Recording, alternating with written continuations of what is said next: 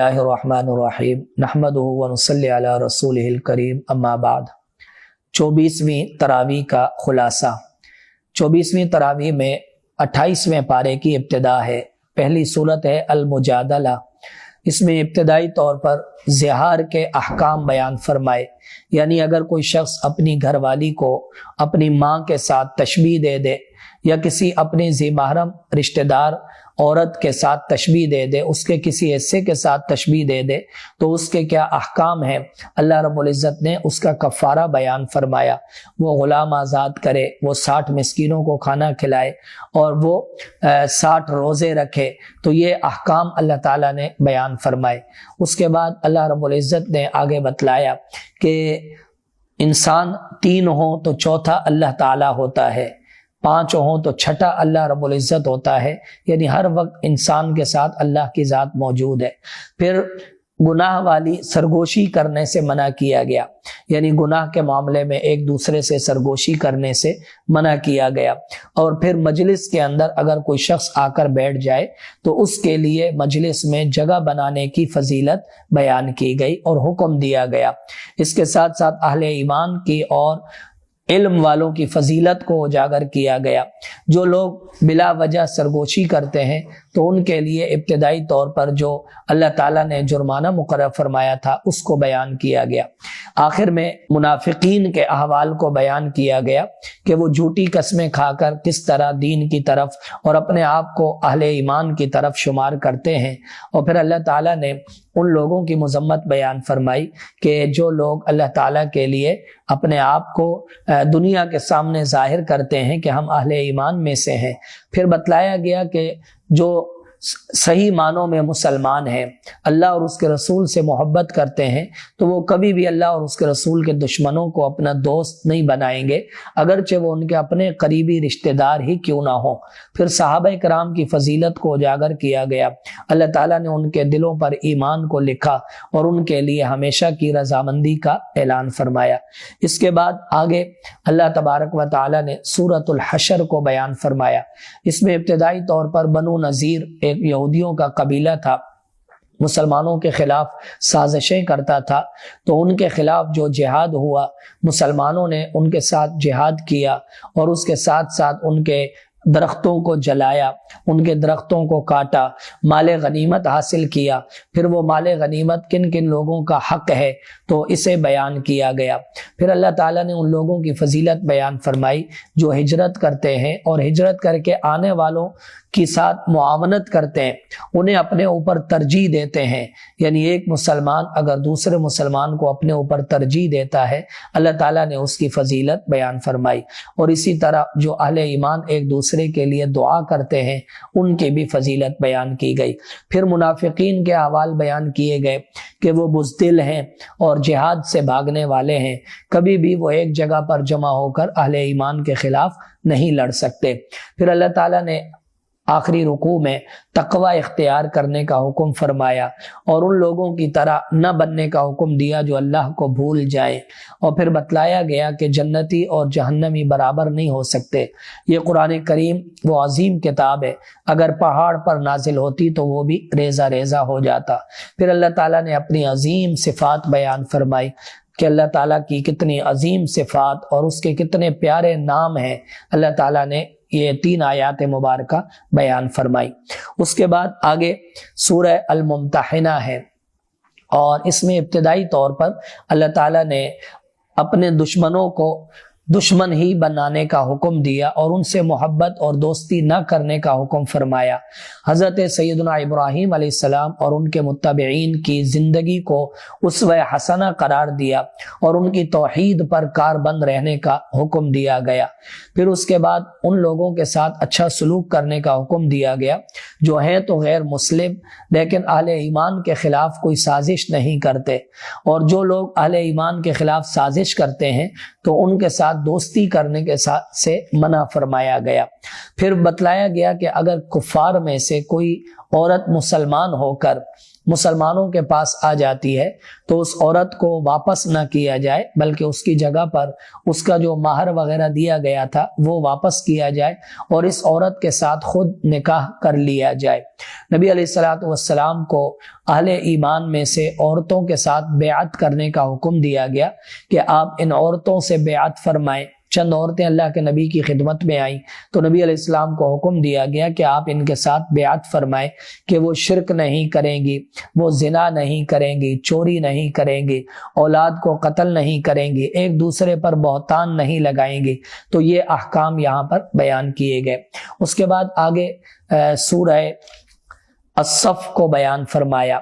اس میں ابتدائی طور پر اللہ تبارک و تعالیٰ کی حمد و ثنا ہے، پھر وہ ایسی بات کہنے سے منع کیا گیا کہ جس پر انسان عمل نہ کرے، اور پھر اس کے ساتھ مجاہدین کی عظمت کو بیان فرمایا جو سیسا پلائی دیوار بن کر اللہ کے راستے میں جہاد کرتے ہیں۔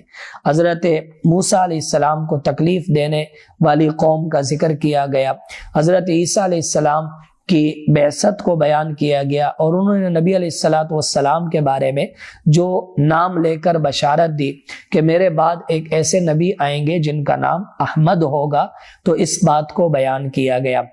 اسلام کو نور قرار دیا گیا، اور یہ اللہ رب العزت کی طرف سے انعام ہے، اور اسے بیان کرنے کا حکم دیا گیا اگرچہ کافروں اور مشرکوں کو ناپسند ہو۔ پھر اس کے بعد دوبارہ جہاد کرنے کو اللہ رب العزت نے عظیم تجارت قرار دیا جو کہ نجات دینے والی ہے، اور پھر اس کے ساتھ جنتیوں کی اہمیت اور انہیں ملنے والی نعمتیں بیان کی گئیں، اور پھر آخر میں حضرت عیسیٰ علیہ السلام کا اپنے حواریوں سے جو مکالمہ ہوا اور اللہ کے دین کی مدد کرنے کا جو انہوں نے پیغام دیا، اس بات کو بیان کیا گیا۔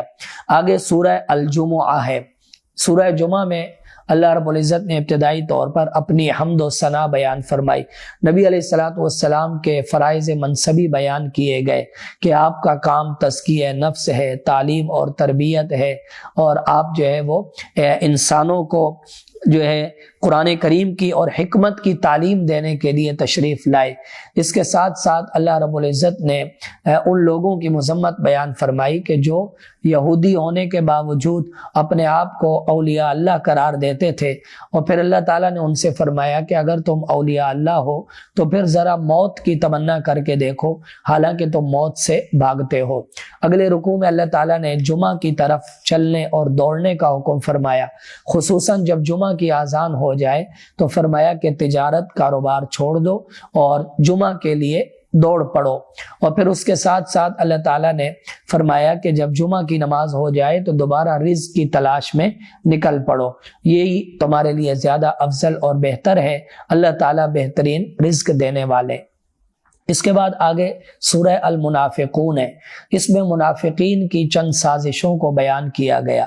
منافقین نبی علیہ السلام کے پاس آ کر جھوٹی قسمیں کھاتے تھے کہ آپ اللہ کے رسول ہیں، حالانکہ اللہ تعالیٰ نے گواہی دی کہ وہ جھوٹ بول رہے ہیں۔ پھر وہ نبی علیہ الصلوۃ والسلام کے بارے میں طرح طرح کی باتیں کہا کرتے تھے۔ جب ان کو دعوت دی جاتی کہ تم رسول کے پاس آؤ تو وہ آنے سے انکار کر دیتے تھے۔ اسی طرح اہل ایمان پر نبی علیہ السلام کے ساتھیوں پر خرچ کرنے سے منع کرتے تھے، ان کو ذلیل قرار دیتے تھے، تو اس کی مذمت بیان فرمائی گئی۔ اس کے ساتھ ساتھ اللہ تعالیٰ نے فرمایا کہ تمہارا مال، تمہاری اولاد تمہیں اللہ کی یاد سے غافل نہ کر دے، جو شخص ایسا کرے گا وہ خسارے میں ہوگا۔ پھر اللہ نے اپنے رستے میں مال خرچ کرنے کا حکم فرمایا، اس سے پہلے کہ موت کا وقت آ جائے اور انسان کہے کہ کاش آج میں مال خرچ کرتا اور میں بھی نیک لوگوں میں شامل ہو جاتا۔ اس کے بعد آگے سورہ التغابن ہے۔ اس میں ابتدائی طور پر اللہ تعالیٰ نے اپنی چند صفات حسنہ بیان فرمائی، حمد و ثنا بیان فرمائی، انسان کی تخلیق کو بیان فرمایا، اور اس کے ساتھ ساتھ جو لوگ رسول کو بشر قرار دے کر اور بشر ہونے کی وجہ سے رسول کا کہنا نہ مانتے تھے ان کی مذمت کی گئی، جو قیامت کا انکار کرتے تھے ان کو یقین دہانی کرائی گئی، اور پھر اللہ تعالیٰ نے بتلایا کہ قیامت ضرور آئے گی، اللہ تعالیٰ سب کو جمع فرمائیں گے۔ اہل ایمان اور ایمان والوں کو جو اللہ تعالیٰ اجر عطا فرمائیں گے اس کا اعلان فرمایا، اور جو جھٹلانے والے ہیں ان کی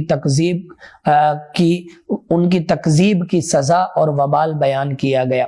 پھر بتلایا گیا کہ تمہیں جو بھی تکلیف پہنچتی ہے وہ در حقیقت اللہ کی طرف سے پہنچتی ہے، اور اللہ اور اس کے رسول کی اطاعت کرو۔ یہ مال اور یہ اولاد یہ سب تمہارے لیے آزمائش ہے، تقوی اختیار کرو جس قدر تم سے ہو سکے۔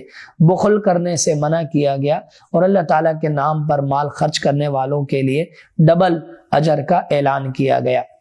اس کے بعد آگے سورہ الطلاق ہے، اس میں طلاق اور عدت کے احکام بیان فرمائے گئے۔ وہ عورتیں کہ جو طلاق یافتہ ہیں ان کی کیا عدت ہے، ان کے کیا مسائل ہیں وہ بیان کیے گئے۔ جن عورتوں کو ماہواری نہیں آتی وہ عدت کیسے گزاریں گی مہینے کے اعتبار سے، اس بات کو بیان کیا گیا۔ تقوی اختیار کرنے والوں کو جو اللہ تعالیٰ انعام عطا فرماتے ہیں، غائبانہ طور پر جو رزق عطا فرماتے ہیں، ان کے لیے ہر کام میں آسانی پیدا فرماتے ہیں، اور ان کے لیے جو اجر عطا فرماتے ہیں اسے بیان کیا گیا۔ اسی طرح عدت والی عورتوں کو گھر میں ٹھہرانے کا حکم دیا گیا۔ اگر وہ بچوں کو دودھ پلانے کی اجرت مانگے تو اجرت دینے کا حکم دیا گیا۔ ہلاک شدہ قوموں کا ذکر ہوا، اور پھر آخر میں اللہ تعالیٰ نے اہل ایمان کی دوبارہ قیامت کی نعمتوں کو بیان فرمایا، اور اللہ تعالیٰ نے ان کو جو ظلمات سے نکال کر اسلام کی روشنی عطا فرمائی، اس بات کو اجاگر کیا گیا۔ آگے سورہ التحریم ہے، اس میں نبی علیہ الصلوۃ والسلام نے ایک مرتبہ ازواج مطہرات کے گھروں میں جانے کی وجہ سے شہد کو اپنے لیے حرام فرما دیا، تو ابتدائی طور پر نبی علیہ السلام کو اپنی قسم توڑنے کا حکم دیا گیا اور اس کا کفارہ ادا کرنے کا حکم دیا گیا۔ پھر نبی علیہ الصلوۃ والسلام کے لیے اعلان ہوا کہ اللہ رب العزت جبرائیل علیہ السلام اور دیگر اہل ایمان یہ نبی علیہ الصلوۃ والسلام کے معاون ہیں۔ پھر اس کے ساتھ ساتھ اچھی صفات رکھنے والی عورتوں کی اہمیت اور فضیلت کو اجاگر کیا گیا، اور پھر نبی علیہ الصلوۃ والسلام کے ذریعے سے بتلایا گیا کہ اے ایمان والو، اپنے آپ کو اپنے گھر والوں کو جہنم کی آگ سے بچاؤ، جس کا ایندھن وہ پتھر ہوں گے اور انسان ہوں گے، اور ایسے فرشتے مقرر ہوں گے جو بہت سخت ہوں گے۔ پھر اللہ تعالیٰ نے توبہ نصوح اختیار کرنے کا حکم دیا، یعنی پکی توبہ کرنا، پھر اس کے لیے جو اجر عظیم ہے اور قیامت کے دن جو اہل ایمان کا نور ہوگا اسے بیان کیا گیا۔ پھر ایمان والوں کے لیے اللہ تعالیٰ نے دو مثالیں بیان فرمائی۔ کفار کے لیے حضرت لوط علیہ السلام کی گھر والی کی مثال بیان فرمائی، نوح علیہ السلام کی گھر والی کی مثال بیان فرمائی، اور اہل ایمان کے لیے اللہ تعالیٰ نے فرعون کی گھر والی کی مثال بیان فرمائی۔ وآخر دعوانا الحمدللہ رب العالمین۔